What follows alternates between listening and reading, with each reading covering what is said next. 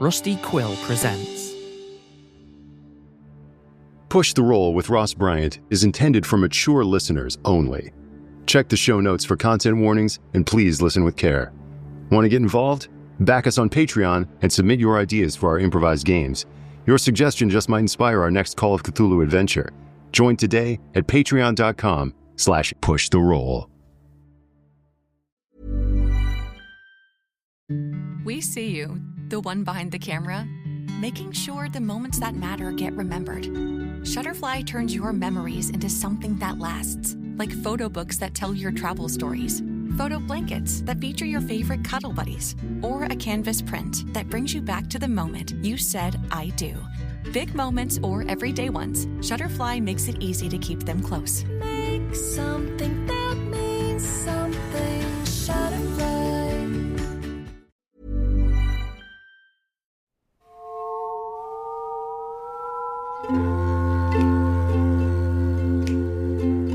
And so you've been charged with a weighty burden. And the four of you set off away from the trash that you're used to, off into the deeper recesses of this ruined city.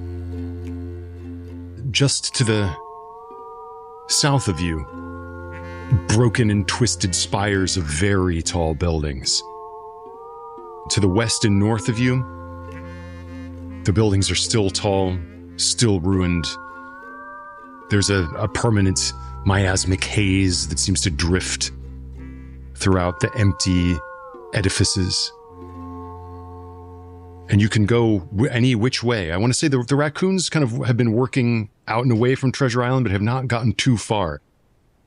Perhaps Professor Rowley, drawing upon the knowledge of Romeo and Paulie with their explorations particularly, the first time we take a break, sketches a rough map with a stick in the mud, trying to work out the safe areas that we know about and the dangerous areas. And then this territory was long ceded to the possums. We had better avoid there. I have heard tell that this area is home to feral cats. Oh, no. Oh, no. Oh, anything but cats. Well, not anything but cats. Yeah. Good dogs, wolves, yeah. I've seen a place in my travels. Sip and Zip. Big sign, bright lights. Oh. Shelves with cans that might still have food. It's the sort of place a raccoon could get real comfortable. Oh. If we could just find one of those. One of those? There's multiple? That's the beauty of it. There's more than one. There's the humans. They built the same dream over and over. Like, I don't know, maybe they were afraid of losing the first one. But they're all connected like a linked up with, what do you call it? Chain. A chain. Chain, that's the word. I do like the sound of the sipping, but what does the zipping involve? He looks down at his nude body. Well, let's not worry about that part. Mystery cells, Romeo will tell you. The holy mark of the Sip and Zip is a cup with a raccoon popping up out of it, like it's a prophecy for us, for the raccoons. Oh. Do you think, though, that it is still safe, that if it is calling to us, might it have called to others before? Other raccoons who already hold sway over the Sip and Zip, or maybe other fouler beasts? My eyes light up at other raccoons. Other markets. Yes, we've got to go there. We've got to go to the Sip and Zip. Yes, more raccoons. Yes, this could be the penetration you're always talking about, Romeo. The market penetration. Yes, I'm always talking about penetration. Market and otherwise. Jeez. You are always talking about that. I'm a little nervous. I haven't been this far from Treasure Island before. I mean, like, I've never seen a human. They're not supposed to be around anymore, but she looks at Professor Rowley and she's like, do you think the humans are actually all gone? Do you think that maybe they still exist out there? I don't know if I want to meet one. I have heard dark rumors that perhaps Some humans have survived, or something that resembles humans, but I pray that we never meet one. My fingers are just like tapping together. You know, I'm like thinking, my eyes are darting back and forth. And I go like, if it walks on two legs, I can sell to it. Yeah.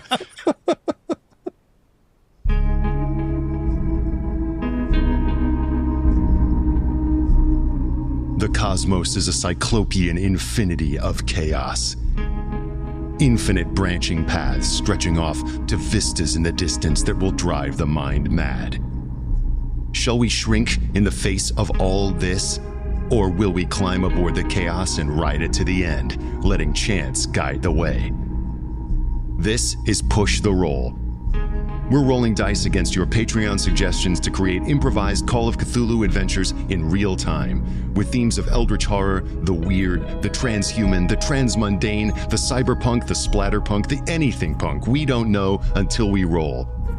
Anytime, any place, anything can happen when you push the roll. All right.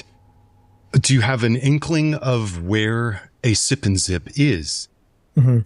I'm trying to think of how he would describe this, but I think that they're along the interstate, right? Where there's a lot of traffic. So I think they know about roads, right? So I think he's saying like, let's follow the big dead roads, the ones that have 6 lines. The humans used to move very fast, but that means they drop things fast. Yeah. And that's where we come in. What did they call it, Professor? Litter. The litter. That's my kind of history. You are proposing that we leave Chicago? We need to find the second city. The nice. Second city, second chances. I'm so sorry. Yes, leaving Chicago will help us find a second city. Yeah, right. Chicago is amazing, but you're inevitably going to plateau, and you have to go to another city. We have to find Toronto. Yes. Yeah. So I think with that, you know that the big roads, as you say, there's ones that lead far to the south and far to the west. You know that in order to get to them, you might have to traverse that area where the buildings are enormous, off to the south. And I love this little tableau of Professor Rowley in a little patch of dirt, sketching with his stick, all of you crowded around and considering markets that could be opening up to you. And by the way, I got to say, the sip and zip, until you described the raccoon logo, I was like, I know, Dick, all about Chicago chains. Maybe that's I was like, I know Jewel Osco, but I thought it was real. You had me. Oh, yes. We were distinctly in an alternate universe, Chicago. God, everything's topsy-turvy. Everything's different. If you know Buc-ee's, this is just going to be a Buc-ee's ripoff. Oh, yeah. Gotcha. Then shall we set forth in the direction of the dying sun? Okay. You made that very appealing. Let's do that. Yes, you begin to move out towards the southwest, moving past empty and burned out buildings, heaps of derelict cars, past areas that are dimly recognizable from your sojourns on scavenging missions away from Treasure Island. But at a certain point, you reach the terminus of your travels up to this point, and you put your little clawed paw one step further than you've ever been from home, and away you go. If we could just find some eagles to carry us. Careful what you wish for. Yeah, I think we probably could. Speaking of, every now and then you do see something in the sky, kind of circling. No. You've done it now. It's hard to tell based on this. Are they very low in the sky, or are they just very large? And I also want to say that as you move, you see, of course, all the ruins that I've been describing. The strange and eerie vapors and fogs that waft and whistle through the empty eye sockets of the building's broken windows.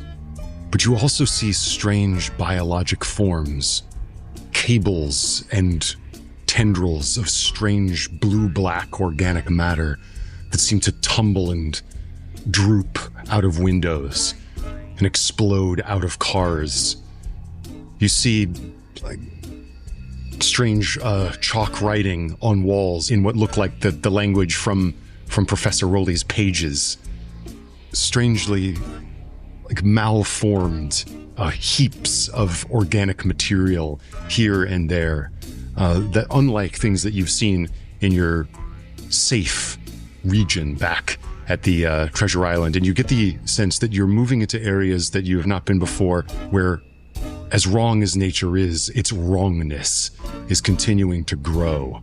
And you have a sense of whatever it was that broke the world still has purchase here.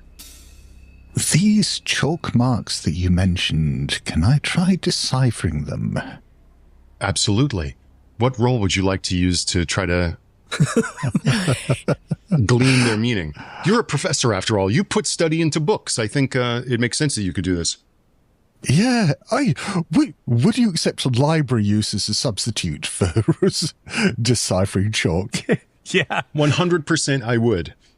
I think Professor Rowley, more than any of you, is equipped to read English and decipher some of the writings that are around you.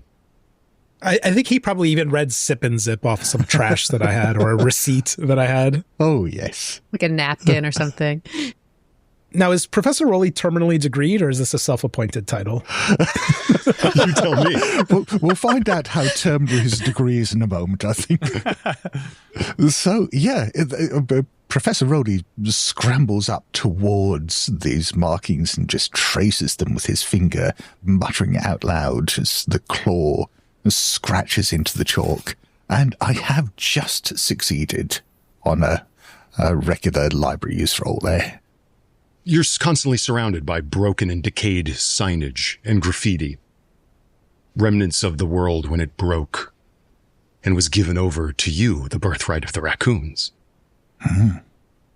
Some of this chalk writing on the walls and painting, it's not just chalk understanding, but also paint and other mediums have been used to scrawl messages on walls and signs and on the stones of the roads that your little claws trot down. And Professor Rowley, you can see that some of these more recent writings contain phrases like, "Turn back. His crook is broad. The shepherd who has no name. Zaster. Zaster. Gaze into the eye of Aldebran."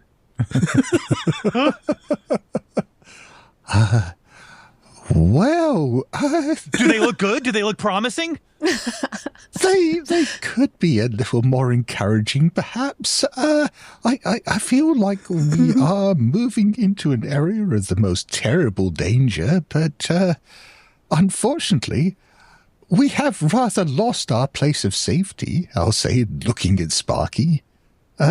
Perhaps danger will be our salvation? I have a question about like the things we've been seeing. I don't know if I understood correctly, but you said it might look like these nature-like wires are coming out of the buildings. I mentioned cables, and that is because imagine a sort of blue-black slimy root system that seems to be overflowing from certain doorways and pushing up out of sewer grates. A strange sort of grotesque vegetation. Or at least that's what it appears like. If you want to do a closer investigation as to what some of these organic forms are, then please do. I think if it looks like it could be wires of some sort, even though it does look like organic in nature, I think she'd be interested in that, and that would like temper her fear. So as she's hearing Professor Rowley like describe like what this stuff says on the wall, she's just like, well, you know, humans and their beliefs, they're kind of crazy sometimes. And look at these cables, though. You think we can maybe we can fix the town with these cables? Oh, maybe we could eat them. Maybe we can eat them. I do have physics. I don't know if that's relevant here. Yeah, you could probably just poke it and see how it reacts. Yeah, Let's see if they float. Yeah. You could put some in water, see how maybe dense they are. Right? You can roll physics. Let me see what I get for physics. It's a regular success. Okay. She's trying to understand it with what she knows about electricity and like engineering and trying to apply that knowledge to whatever she's seeing here. We've established we have a stick, so you can do whatever you want with the stuff with the stick. The stick. She's like feeling it and then looking all around, dipping her hands in water. We might even have more than one stick. If you're lucky. I think with Paulie's cart, you've got quite a few things, and probably Romeo has a stash of treasures as well. I do. Sounds like you're poking and prodding around at this stuff. Yeah. You touch it, Sparky, and the feeling against your paws makes you recoil slightly because it looks vegetal. It looks like vines, growths, tuberous masses. And as you touch the blue, black, and shimmering surface of them, it is soft and pliable as flesh, like the hairless flesh of the tummy of some creature. Like a possum. Like a possum, as you palpitate it. Oh, don't say that name to us. And in fact, a blue-black possum's tail, those long and dragging tails, are rather what they kind of look like. Oh, as they coil around. But physics was what you rolled, yes? Yeah. So I think as you kind of palpitate this organic mass, you just have a sense of the physical wrongness of this. Physics is about steadfast laws to which the matter in the universe adheres and obeys. Everything about this screams discord, rebelliousness against the laws of constraint and rationality. The forms themselves seem to follow no strict pattern or plan. There is no ratio by which you could sort of measure their strange and sinuous curly-cueing forms. As a matter of fact, just gazing upon them sort of makes your head spin, as you sort of feel as though they have a relationship to something not quite physical, that there is a metaphysical dimension to these globular masses that seem to spill out of certain apertures in the city here. And as you push against them, you have a sense of it pushing back at you, not against your flesh, but against your mind. Roll sanity for me. Cool. Oh, okay. You didn't see that coming. Here we go. Oh my God. Oh no. You know what? Sometimes failing is fun. I got a 91 over 50. Okay. Is that good? No. That's bad. It's pretty bad. but it could be fun. Yeah. It could be fun. We're having fun. What is good, really? Yeah. Yeah. I want to say that this is the first time that you've seen these things, and you're making direct contact with these strange, otherworldly shapes. You know what? I'm going to let you do it. Roll a d6 for me and tell me how much sanity you're about to lose. Oh, okay. 1. 1. Great. Okay. Take 1 point of sanity off your sheet. Okay. How do you think this makes you feel? Every sanity loss, no matter how small, comes with an involuntary reaction. As you feel this thing, as you press it, pressing back at you.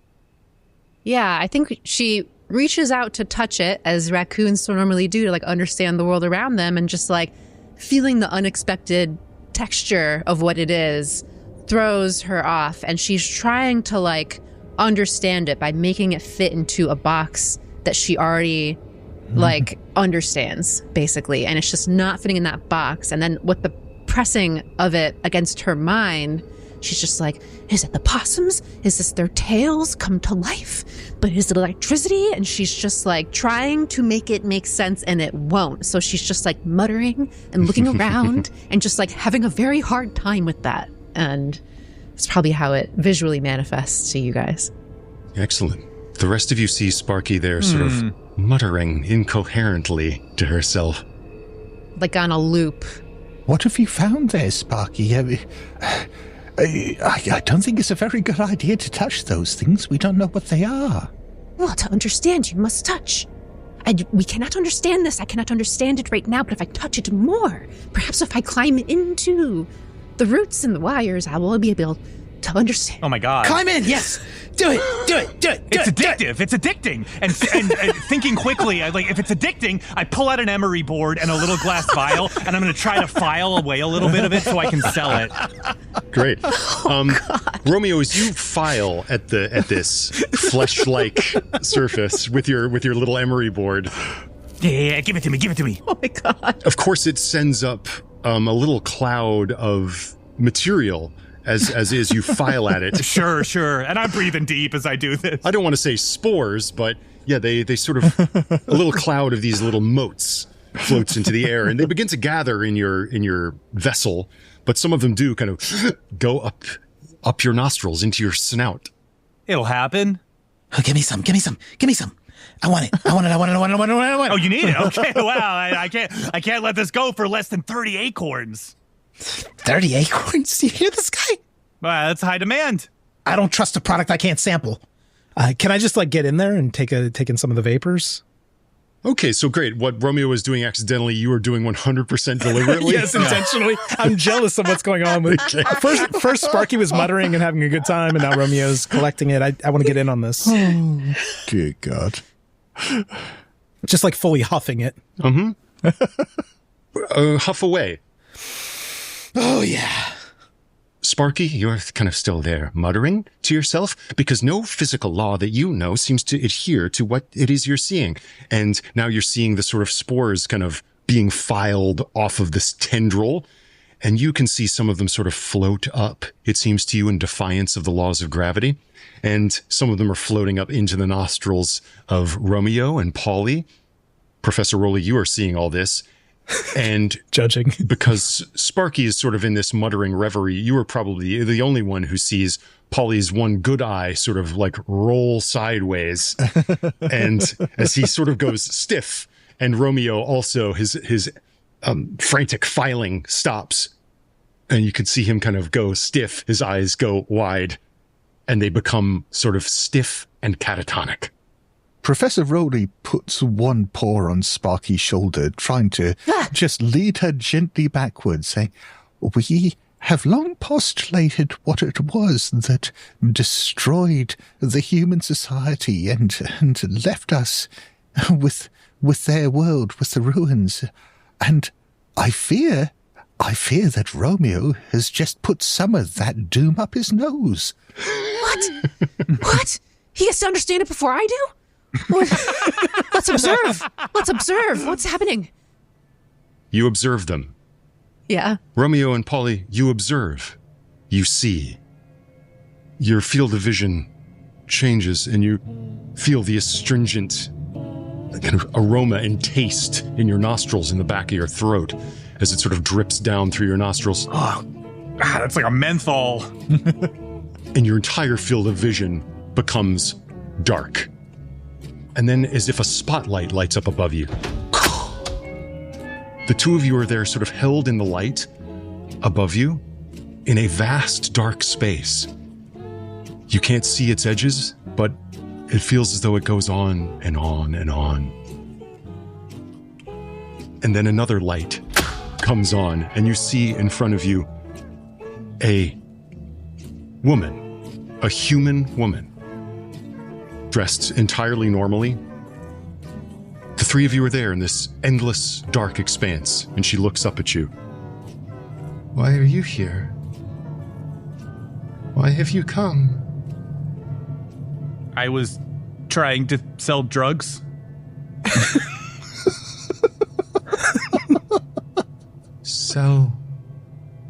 Sell drugs. Yeah.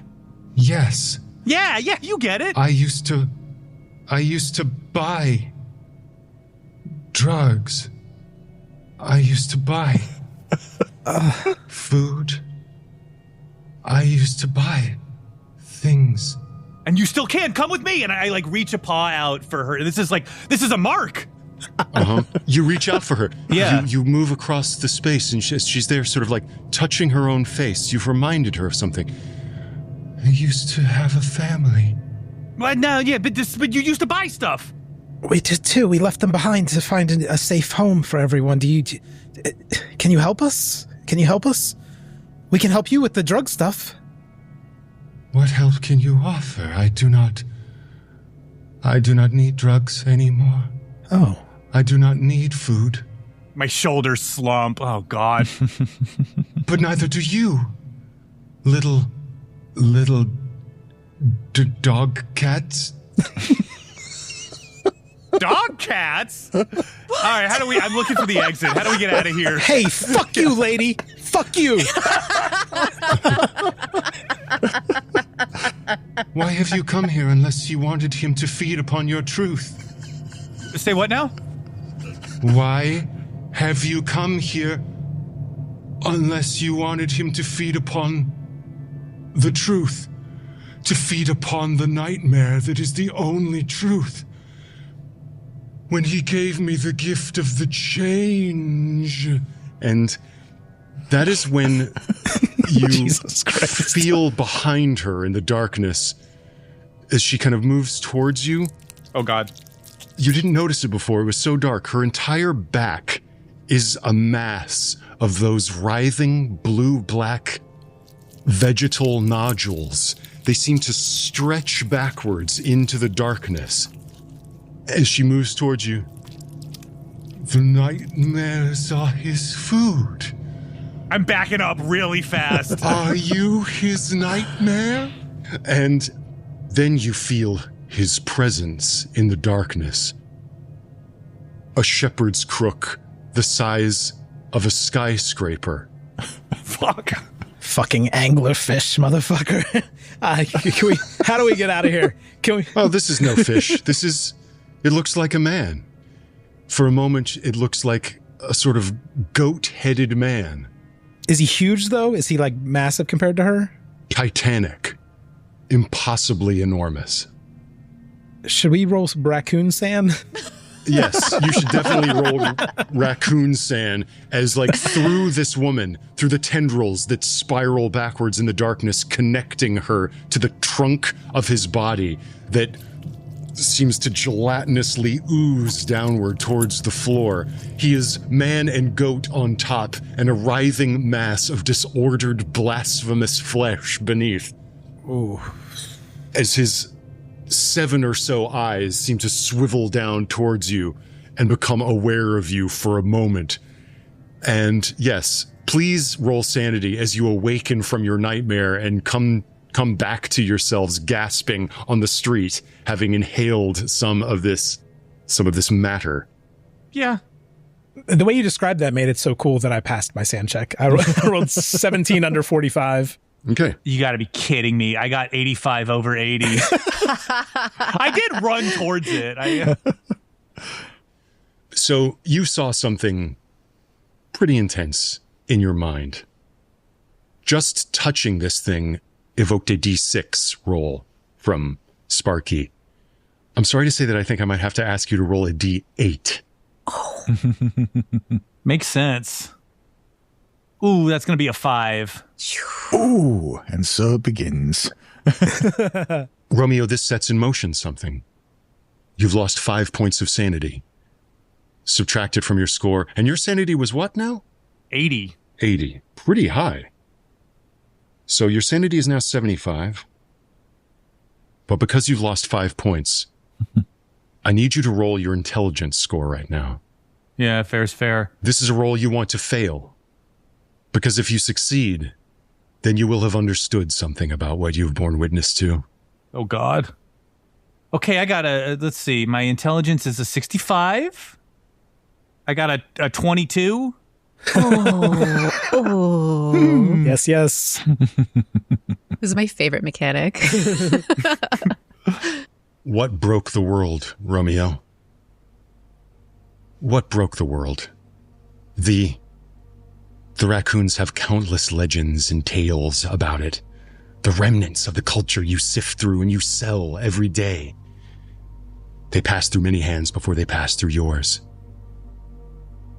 And you realize that what you're seeing right now, this vegetal mass, was the woman that you spoke to in your mind before she was given the gift of the change. Before he made her nightmare his food. This world is not hers anymore. It is his empire. It is the empire of things much older than humanity, older than the earth. They traverse realms where physical laws that Sparky tries to unravel mean nothing, because they can move through nightmare itself because it is their medium. Nightmare has a hold on the world because nightmare is the truth that the world was there to conceal. But the mask has been torn away, and you have seen his pallid mask, the pallid mask that covers his many eyes, looking at you through the darkness, beckoning you forward with his shepherd's crook. He is a lover of creatures and animals, and you are having what is called in this game a bout of madness. Oh, God. You are going temporarily insane. How do you think this terrible knowledge affects your mind? Oh, yeah, I look back at them and my eyes are just like completely black. I was like, we are grains of sand on an eternal beach that hates us. And I just start ripping off my, ripping out patches of my fur and ripping off my ventriloquist dummy, tuxedo. I go, buy it. And I'm just like reverting to old behaviors to try to that's my grounding force, right? Is selling things. And I'm trying to ground myself, and I'm just pulling off bits of my fur and handing to them and saying, Infinity acorns. Everything's for sale. The roots are people. Wonderful. We're not even people. So I want you to put in your inventory, Romeo, as you're clutching your fur. You now have a little vessel, a jar. So I'm going to say you have a jar of the dust of Zaster. Zaster. Also, Romeo would have just got 5 points of Cthulhu Mythos. Oh, yeah. You have 5 points of Cthulhu Mythos. Fantastic. I'm going to say that you lose just 2 points of sanity for the... Oh, 2. Okay. Yeah. You had a manifestation of something. And Paulie looks back at Sparky and Professor Rowley and goes, you guys gotta try this shit. Sparky, I think we should back away slowly. I think I'll pass. I think I'll pass. But don't worry, Paulie. It was just a waking nightmare. This thing evokes a nightmare. Surely this drug. It's not showing you any truth. It's just a crazy trip, man. He's just going to have a puddle of piss beneath him, and while Sparky and Professor Rowley are staring at him. Professor, don't write that down. That was just fear leaving the body. Yes. I think. What was that? You guys hearing stuff? Yes. You definitely heard something. Off there in the distance, you're traveling along this road. As I said, these sort of organic forms are bursting and flowing through windows. You can see them dangling out of apertures in buildings. But you heard some scuttling up ahead of you. Up ahead of you is an enormous building that has seemed to fallen over and has crashed on top of what looks like used to be a bridge. It looks like if you went into this kind of upturned building, you could kind of cross a little river as you make your way to the southwest. And it seems to be right there in that building where you hear that. You think they're rats, maybe? If we're lucky. What if they're possums? Can I ask, I'm assuming I'm over the madness, or I'm still... I think you're still in it, and you can continue to let that mania of yours affect your behavior. Okay, cool, yeah. I think we need to approach with great caution. If there are, even if it is just rats are no friends of the raccoon. I'm walking forward. My eyes are just my pupils are completely dilated. Takes over the whole thing. They're just little creatures. And we're just little creatures. And he loves all of the little creatures equally, which is not very much. Or we can just let whatever's in there eat Romeo, and then we can sneak past. There's nothing that matters left to eat. Okay, well, when we bring the town through this way, we should remember to tell them to not touch anything, not to breathe anything in. Yes. Do not sniff the horrors. You move forward past more broken down cars, and you can see now a little cracked aperture in the side of this tumble down building. You'll be walking across this cracked masonry as it lies athwart a steel bridge to make your way over this river. It seems as though an entire building fell down and sort of collided with what looks like a drawbridge. And you've got to sort of like creep across the wreckage of both in order to get to the other side. Oh. As you make your way in to the shadowy wreckage of this ruined skyscraper, can I get a spot hidden? Ooh. Let me take a sniff. I'd like to use my spot hidden to smell. Sure. Mm. Ooh, I got a regular success. Oh, bloody hell. Yeah, so did I. My rolls is slow today for some reason. You got a natural 100 cup. Holy shit. I fumbled the fuck out of that smell. But I just inhaled the horrors, so it makes sense. Yeah. Okay, so you fumbled? 100, yeah. Interesting. It's interesting that since you've got a nostril full of the dust of Zaster. Do not sniff the horrors. What about you, Romeo? Did you succeed or fail your spot hidden? I also failed. Okay, makes sense, because your attention is elsewhere. And I'm walking forward like Goofy on like a construction site, just like not really thinking about what's in front of me, hoping a beam swings like while my foot lands. Like, yes. Wonderful. Yes. Romeo is walking over open air, but hasn't quite noticed that he's standing in a gulf of nothing yet. Yeah. But no, Romeo is picking his way into the wreckage, his eyes unfocused, looking into the darkness. But Sparky and Professor Rowley, I actually want to spend to make it extreme success. Ooh. Okay.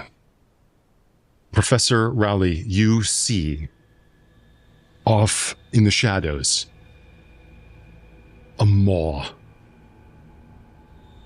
of teeth catching the light from outside.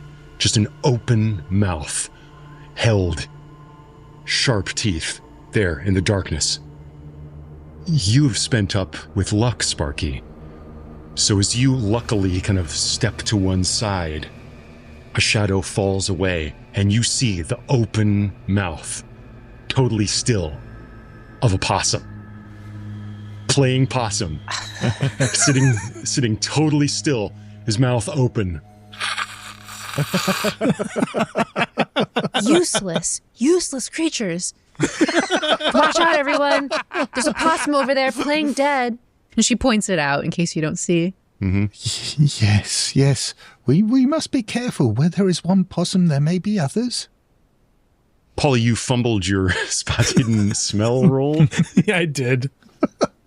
You smell just a horrific musk. In a way, foul odors are second nature to you. It's fine. Mm-hmm. But this is just such a deep, rank, barnyard kind of aroma that it's almost like intoxicating you, taking you off your feet. And once again, you have that sense of like a goat so big that it could like devour a star. Just present. An omnipresence here that is not quite seen, but you have that echo in your memory of the nightmare you just woke up from.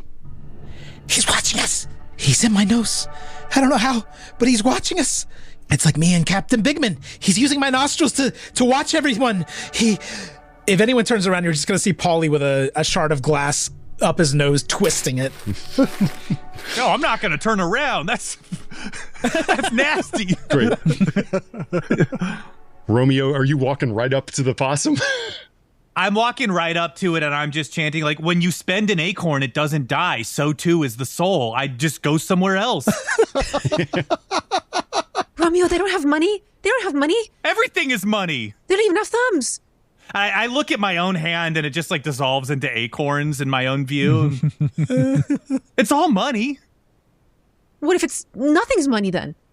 It's all money, nothing's money? If nothing's money, then I might as well be dead. Okay, I thought that would make it better. It made it worse. And as you approach, you get close enough to this, you can feel it sort of trembling the closer you get, like... and finally you've approached chattering in these bizarre ways. And finally it kind of breaks out and like steps back. It's like, you're not welcome here, okay? Just go back the way you came. You can talk? What? You can talk? You can talk? You can talk. You can talk. Oh. And she like reaches out her hands to try to touch. This is fascinating.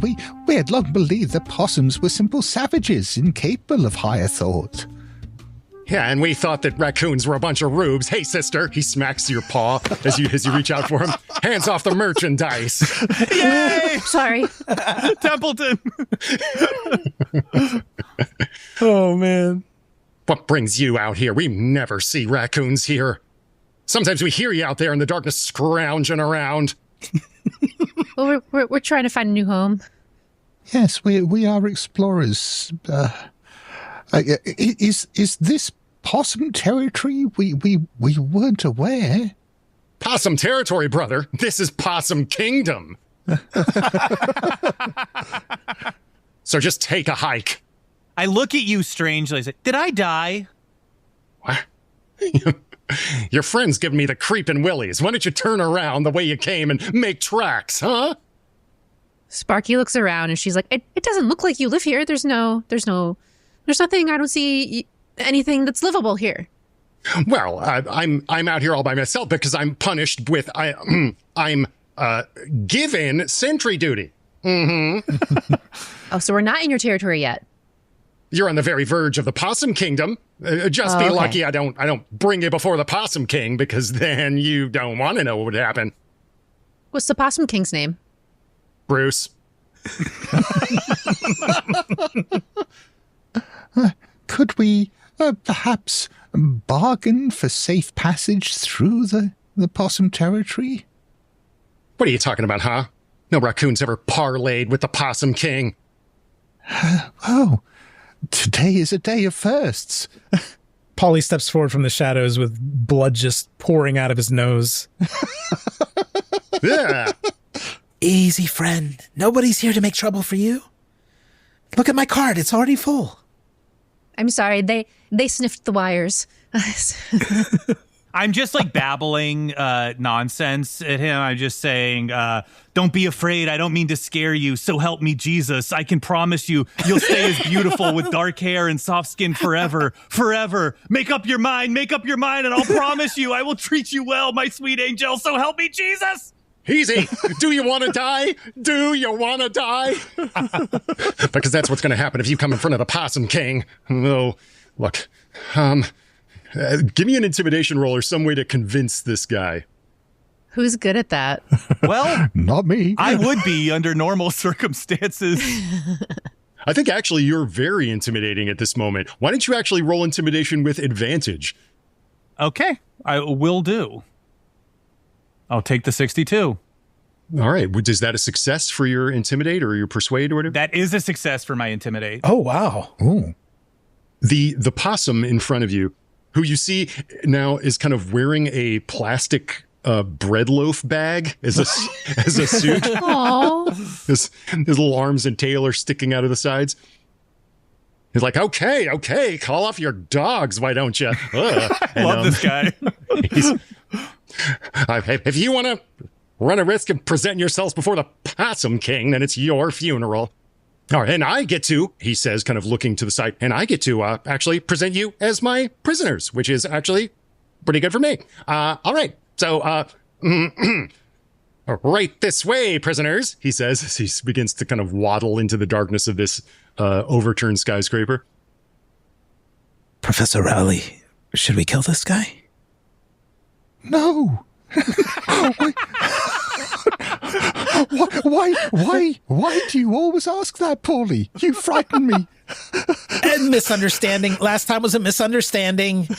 Also, I was hungry. Those are different legal categories. Maybe the possums will let us live with them, and we can, use some of their things that they're not using because they don't know how to build a civilization. They probably have so much junk that they don't even know what to do with. He's wearing a plastic bag. That's true. Yes. Possums are simple creatures. They do not understand the value of potentially of the treasures we found. Yes, this could be a great opportunity. They may have a great many undiscovered artifacts that we should keep safe for them. Exactly. Yes. Step lively there. You're the prisoners of Spartacus. That's me. I am Spartacus. And he kind of scoots you along the path. I am Spartacus. I'm just like nodding, listening to him. Really?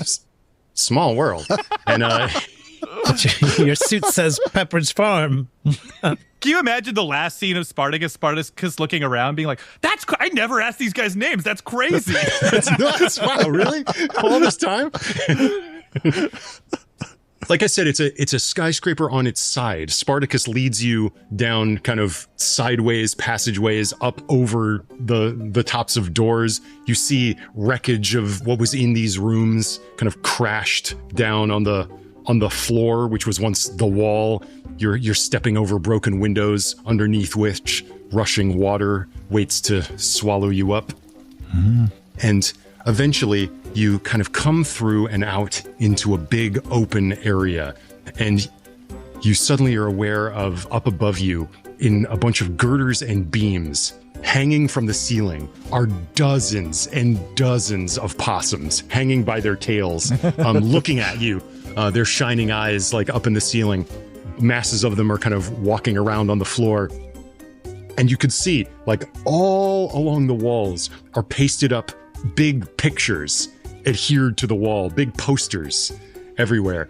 And there's a kind of a hill of junk, of boxes and chairs and office refuse, at the top of which is like an ergonomic office chair. Mm-hmm. And it slowly rotates. And there's a possum there with a Burger King crown on his head. And you can see his name there on the poster right behind him that is taped to the wall. And you can hear the possums begin to chant, "Bruce Almighty! Bruce Almighty! Bruce Almighty!" Jesus Christ. There's one in a cage. It's like, Evan Almighty. Evan Almighty. Exactly. Yeah. You can see Spartacus walk by a Spartacus poster. It's like, "Oh, look, prisoners for the Possum Kingdom. Have you ever seen such a thing, Aaron Brockovich?" "No, I haven't, the Sundance Kid." And like all the possums are... Paulie steps in front of a poster, unknowingly, of a parrot and says, "I'm Paulie." Amazing. The possums are kind of scooting you forward towards Bruce, the Possum King. He is enormously bulbous. He is kind of like kicked back on his ergonomic chair. He clearly wanted to make a sort of dramatic pivot towards you, but the chair just kind of keeps going. And it does another full rotation before it kind of like lands where he wants it to and faces you. "What have you brought for me? What have you brought for me, Spartacus?" Prisoners! I brought you some prisoners. Oh, great, Bruce Almighty. Trespassers from our borders. Speaking of trespassing, Professor Rowley is just so taken with all the wonders and strange things around here that he's ignoring our caption, is just wandering off, picking up stuff at random and examining everything and muttering to himself in wonder. "Well, it appears that you aren't as big a bozo as we thought. Huh. I thought that you'd just be out there being bored to death for your punishment, but turns out your keen eyes have found us some prisoners. What say you for yourselves, interlopers in my domain?" And still mad, I'm going to step forward Oh, no. I found out that there's somebody named Benjamin Franklin, and he's worth $100, whatever that is. I don't know a Benjamin Franklin. I do know a Benjamin Button. One of the raccoons is like, that's me. Got a long white beard and a diaper. Yes. Maybe Sparky steps up and she's like, oh, hey. Hello, Bruce. My name's Sparky. We were just trying to make our way through. We didn't realize we trespassed near your kingdom. We're just trying to find a new home for the raccoons. So we were just passing on through, and Spartacus here was really, really scary. Took us in as prisoners, isn't that right, Spartacus? Yeah, that's right. I'm real scary. I'm Butch. That's me. That's a cool chair you have. Can I get a closer look at the chair? And she starts like pressing the levers, and it like goes down a little bit. It's like, hey, stop that! It's like, Hey, stop that! He leans over and like pumps it back up to its highest height again. Sorry. This is astonishing. This is a library, a true history of humanity, secrets that we had never even dreamed of before. Do you think the progenitors, the humans before us, were indeed both fast and furious? I mean, there's so many posters of it. There's like 9 of them. Yes. Not only fast and furious, but too fast, too furious. It's more than I ever dreamed of. Humans. You speak of humans? Humans. As they mutter and chitter to each other. Yes, we have made a study of them. A study? Yes, we have made accord with the humans. We have made accord with them. And as you are my prisoners, I will be giving you as tribute to the humans. There are still surviving humans. This is wonderful. We can learn so much from them. It is the humans that have given us this wonderful kingdom. He kind of extends his arms, and you look around this big ruined kind of sideways penthouse. Wait a second. You have live humans somewhere? The possums all kind of murmur, look at each other, and a few of them open their mouths and kind of like... the king kind of leans forward over his belly, puts his little elbows up on his own stomach. They come to us. We offer them tribute. We stay where we are. Yes, we see the humans. We must meet them at once. You wish to meet the humans? Oh, we will arrange a meeting, of course. Oh, wonderful, says the professor, completely missing the threat. Professor, what do you mean? The humans in the before times, I don't think they were that nice to us. We spent time in their garbage. I talked to a human. She was a puppet, and I sold her my fur. What? The king kind of looks at you like, huh? I nod pleasantly. Everything's for sale, even me. They inhaled the cords outside. They breathed it in. You what? They scraped off some of the flakes of the cords outside, and they breathed it in, and they were really weird for a second.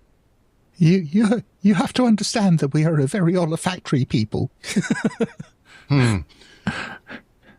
Has my madness worn off at all at this point, or? I think so. I think okay. As more time passes, and this is now such a shift in scene that I think I love what you just said about your experience after inhaling the dust.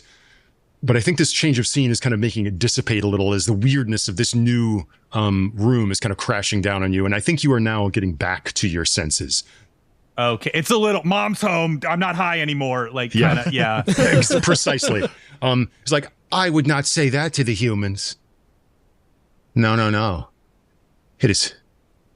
They are very protective of each other. And of the blooming nightmare of forms. I fiddle with my little vessel of the dust of Zaster in my hand. I just sort of, I'm just aware I'm pawing it right now. I nod. I said, sure. All right. Well, you have done well, Spartacus. And since they offer no resistance, but wish to meet the humans, we will provide for them a wonderful tribute this day. No, Professor Rowley, I once went to a place called Louisiana, and they eat raccoons there. They eat possums there. We do not want to meet the humans. No, we'll be fine. This is everything we've ever dreamed of. You have to understand, Paulie, our entire civilization is but an echo of theirs. We have tried to learn what we can, but in the end, we are just animals combing through the wreckage, trying to reassemble things that we do not understand. But this is the gateway to true knowledge. This is the gateway to the origin. We can learn everything we need to build a new raccoon world.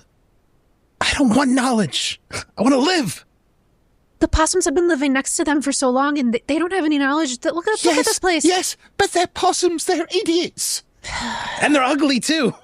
Let's maybe keep it down a little. What was that? Look at them. They had 30 nipples. How can we treat them as rational creatures? I mean, we've got 13 if we're lucky, brother. Oh.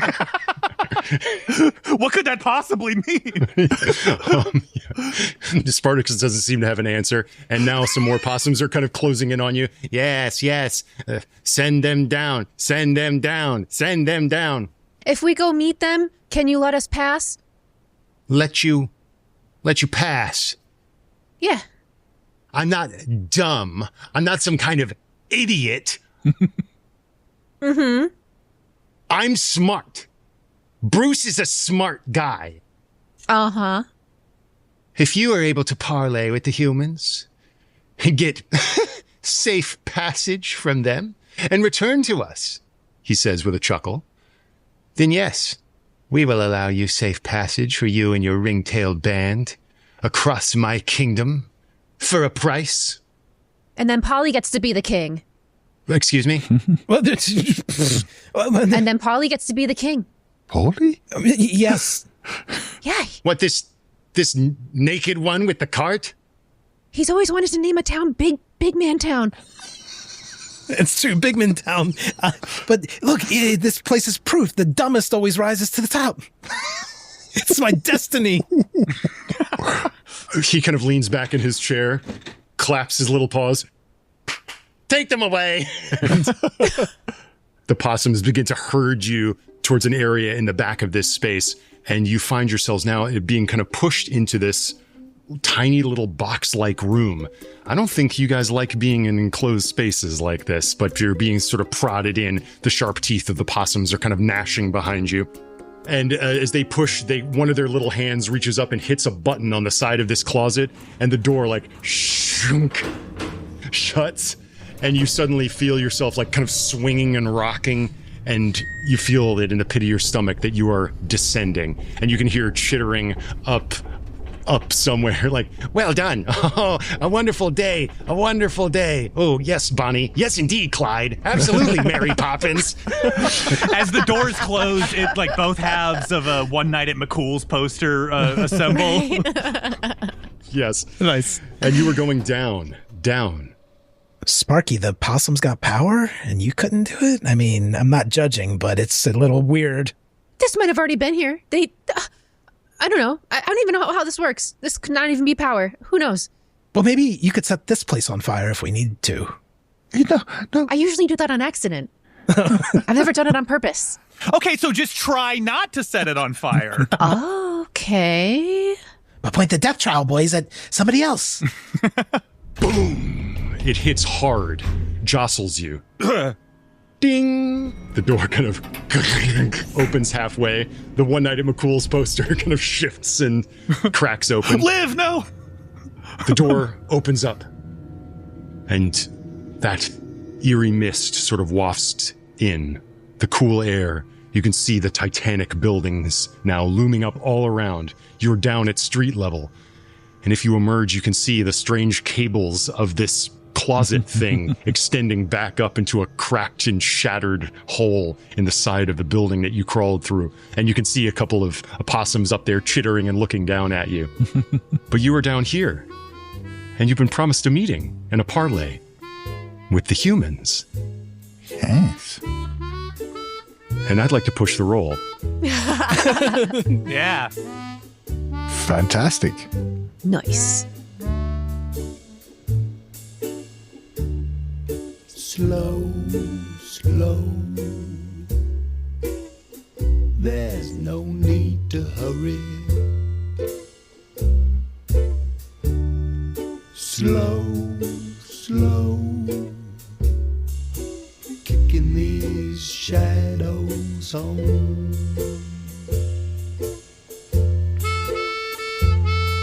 Slipping through the days these days.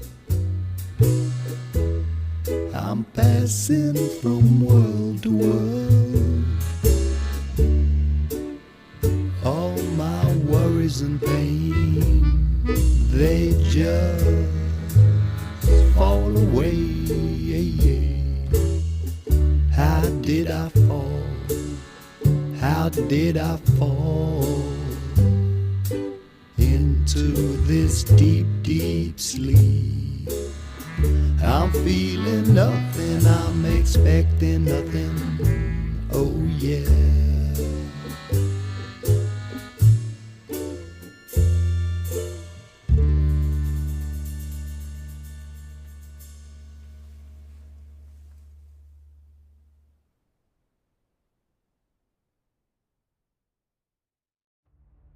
Thanks so much for listening to Push the Roll with Ross Bryant. You can follow me on Instagram at RossBB, and if you enjoyed the show and want to shape future episodes, find us at patreon.com/pushtheroll. Subscribe, submit your title ideas, and help decide where our next roll takes us. Catch you next time.